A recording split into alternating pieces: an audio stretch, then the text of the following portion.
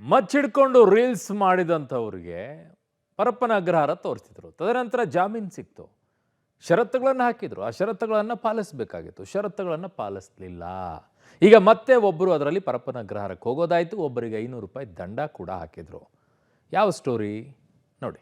Reels ಪ್ರಕರಣದಲ್ಲಿ ರಜತ್ ಮತ್ತೊಮ್ಮೆ arrest. ವಾರೆಂಟ್ಗೆ don't care, Rajat ಜೈಲಿಗೆ ಶಿಫ್ಟ್. ಮಚ್ಚು ಹಿಡಿದು ರೀಲ್ಸ್ ಮಾಡಿದ ಪ್ರಕರಣದಲ್ಲಿ ಬಿಗ್ ಬಾಸ್ ಮಾಜಿ ಸ್ಪರ್ಧಿ ರಜತ್ಗೆ 14 ದಿನಗಳ ಕಾಲ ನ್ಯಾಯಾಂಗ ಬಂಧನ ವಿಧಿಸಿ 24ನೇ ಎಸಿಎಂಎಂ ಕೋರ್ಟ್ ಆದೇಶ ಹೊರಡಿಸಿದೆ.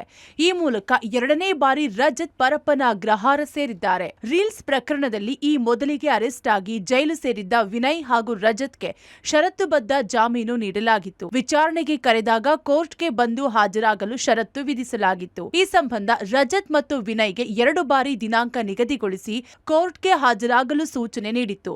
ಆದರೆ ವಾರೆಂಟ್ಗೆ ರಜತ್ ಯಾವುದೇ ರಿಯಾಕ್ಷನ್ ನೀಡಿರಲಿಲ್ಲ. ಹೀಗಾಗಿ ಷರತ್ತು ಉಲ್ಲಂಘನೆ ಮಾಡಿದ ಆರೋಪದಡಿ ಇವತ್ತು ಇಬ್ಬರನ್ನು ಬಂಧಿಸಿ ಕೋರ್ಟ್ಗೆ ಹಾಜರುಪಡಿಸಲಾಯಿತು. ಈ ವೇಳೆ ವಿಚಾರಣೆ ನಡೆಸಿದ ಕೋರ್ಟ್ ರಜತ್ಗೆ ನ್ಯಾಯಾಂಗ ಬಂಧನಕ್ಕೆ ನೀಡಿದೆ. ವಕೀಲರ ಮೂಲಕ ಕೋರ್ಟ್ಗೆ ಹಾಜರಾಗಿದ್ದ ವಿನಯ್, ಬಿಗ್ ಬಾಸ್ ವಿನಯ್ಗೆ 500 ರೂಪಾಯಿ ದಂಡ ವಿಧಿಸಿದ ಕೋರ್ಟ್. ಇನ್ನು ವಿನಯ್ ಗೌಡ ವಕೀಲರ ಮೂಲಕ ಕೋರ್ಟ್ಗೆ ಹಾಜರಾದ ವಿಚಾರವಾಗಿ ಅನುಮತಿ ಪಡೆದಿದ್ರು. ಹೀಗಾಗಿ ವಿನಯ್ಗೆ ಕೋರ್ಟ್ 500 ರೂಪಾಯಿ ದಂಡ ವಿಧಿಸಿದೆ. ಇದರಿಂದಾಗಿ ವಿನಯ್ಗೆ ಬಿಗ್ ರಿಲೀಫ್ ಸಿಕ್ಕಂತಾಗಿದೆ. ಇದೇ ವಿಚಾರವಾಗಿ ಪಬ್ಲಿಕ್ ಟಿವಿಗೆ ವಿನಯ್ ಎಕ್ಸ್ಕ್ಲೂಸಿವ್ ರಿಯಾಕ್ಷನ್ ಕೊಟ್ಟಿದ್ದಾರೆ. ನನಗೆ ವಾರೆಂಟ್ ಜಾರಿಯಾಗಿರಲಿಲ್ಲ. ನಾನು ಬೆಂಗಳೂರಿನಲ್ಲಿ ಇರಲಿಲ್ಲ. ನಿನ್ನೆ ನಾನು ಪೊಲೀಸ್ ಠಾಣೆಗೆ ತೆರಳಿ ಪ್ರಕರಣ ಸಂಬಂಧ ಮಾತನಾಡಿದ್ದೇನೆ ಎಂದ್ರು. ಏನೇನು ಡೀಟೇಲ್ಸ್ ಇದೆ ಅದೆಲ್ಲ ನಮ್ಮ ಲಾಯರ್ಸ್ ನೋಡ್ಕೊಂಡಿದ್ದಾರೆ ಅಂಡ್ ಅಪ್ಲಿಕೇಶನ್ ಏನಿತ್ತು ಅದನ್ನ ಹಾಕೊಂಡಿದ್ದಾರೆ. ಅಂಡ್ ನನಗೆ ಕರೆದ್ರು, ಇವತ್ತು ಕೋರ್ಟ್ಗೆ ಬಂದೆ. ಏನು ವಿಚಾರಣೆ ಇತ್ತು ಅದು ಮಾಡಿದ್ರು. ಅದಾದ್ಮೇಲೆ ರಿವೋಕ್ ಆಯಿತು. ಇವಾಗ ನಾನು ವಾಪಸ್ ಶೂಟಿಂಗ್ ಹೋಗ್ತಾ ಇದ್ದೆ. ಅಂದರೆ ವಾರೆಂಟ್ ನನ್ನ ಹೆಸರಿನಲ್ಲಿ ವಾರೆಂಟ್ ಆಗಿರಲಿಲ್ಲ. ಅಪ್ಲಿಕೇಶನ್ ಹಾಕಿ ರಿವೋಕ್ ಆಗಿದೆ ಅಂತ ಹೇಳಿದ್ರು ಅಷ್ಟೇ. ವಾರೆಂಟ್ ಆಗಿದೆ, ಇನ್ನೊಂದಾಗಿದೆ, ಅದು ನಾನು ಇವತ್ತು ಸಾಯಂಕಾಲ ಹೋಗಿ ಲಾಯರ್ ಹತ್ರ ಡಿಸ್ಕಸ್ ಮಾಡಬೇಕು. ಆ್ಯಂಡ್ ನಿನ್ನೆ ಸಾಯಂಕಾಲ ಕೂಡ ನಾನು ಪೊಲೀಸ್ ಸ್ಟೇಷನ್ಗೆ ಹೋಗಿ ನಂದು ಏನು ಹಾಜರಿ ಇದೆ ಅದನ್ನು ಮಾಡ್ಕೊಂಡು ನಾನು ಹೋಗಿದ್ದೆ. ಸೊ ನನಗಿವತ್ತು ಈ ತರ ಲಾಯರ್ ಫೋನ್ ಮಾಡಿದ್ರು, ಬನ್ನಿ ಅಂತಂದ್ರು. ಕೋರ್ಟ್ನಲ್ಲೂ ವಿನಯ್ ರಜತ್ ಮುನಿಸು ಕಂಟಿನ್ಯೂ. ನಮ್ಮಿಬ್ಬರ ಮಧ್ಯೆ ಯಾವುದೇ ಬಿರುಕು ಇಲ್ಲ, ಸರಿಯಾಗುತ್ತೆ. ಇನ್ನು ಕೋರ್ಟ್ಗೆ ಹಾಜರಾಗಿದ್ದರು ವಿನಯ್ ಮತ್ತು ರಜತ್ ಮಧ್ಯೆ ಮುನಿಸು ಮುಂದುವರೆದಿತ್ತು. ಕೋರ್ಟ್ ಹಾಲ್ನಲ್ಲಿ ಮುಖಾಮುಖಿಯಾಗಿದ್ರು. ಒಬ್ಬರಿಗೊಬ್ಬರು ಮಾತನಾಡದೆ ದೂರವಾಗಿ ನಿಂತಿದ್ರು.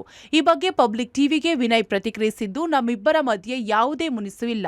ಕೋರ್ಟ್ ಹಾಲ್ ಅಂದ್ಮೇಲೆ ಒಂದು ನಿಯಮವಿರುತ್ತೆ, ಹಾಗಾಗಿ ಮಾತಾಡಿಲ್ಲ. ಎಲ್ಲವೂ ಸರಿ ಹೋಗುತ್ತೆ ಎಂದು ಸ್ಪಷ್ಟನೆ ನೀಡಿದ್ರು. ಆ ಥರ ಏನಿಲ್ಲ. ಅಂದರೆ ಲೈಕ್ ಐ ಸೆಡ್, ಕೋರ್ಟ್ ಅನ್ನೋದು ಒಂದು ರೂಲ್ಸ್ ರೆಗ್ಯುಲೇಷನ್ಸ್ ಇರುತ್ತೆ, ಅದಕ್ಕೆ ರೆಸ್ಪೆಕ್ಟ್ ಮಾಡಬೇಕಾಗತ್ತೆ. ಅಲ್ಲಿ ನಿಂತ್ಕೊಂಡು ನಾವು ಮಾತಾಡ್ಕೊಂಡು ಇರೋದು ಅಷ್ಟು ಉತ್ತಮ ಅಲ್ಲ ಅಂದ್ಬಿಟ್ಟು ಮಾತಾಡಿದ್ವಿ. ಹಾಯಲು ಆಯಿತು, ಮಾತಾಡ್ಕೊಂಡೇ ಬಂದೆ ನಾನು. ಇವಾಗ ಆ ಥರ ಏನಿಲ್ಲ. ಸಿಟ್ಟಿತ್ತು, ಅದು ಇದ್ದೇ ಇರುತ್ತೆ ಮಾಮೂಲಿ ಫ್ರೆಂಡ್ಸ್ ಮಧ್ಯದಲ್ಲಿ. ಇವಾಗ ಅದ್ರ ಬಗ್ಗೆ ಎಲ್ಲ ಏನು ಡಿಸ್ಕಸ್ ಮಾಡೋ ಅಷ್ಟು ದೊಡ್ಡ ವಿಷಯ ಅಲ್ಲ.